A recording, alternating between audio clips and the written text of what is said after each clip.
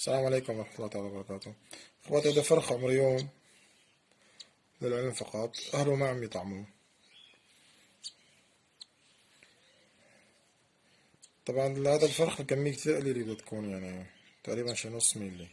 بسم الله الرحمن الرحيم.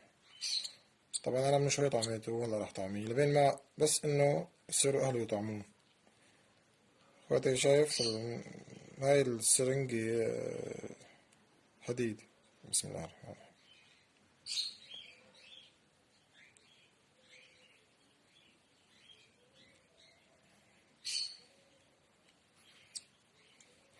وبدها تكون الخلطة كثير مريئة مشان يقدر يهضم بسرعة. طالع من تمه معناتها شبع. نحاول نكتر له شوي. قرب الصورة شوي، قرب قرب قرب الصورة.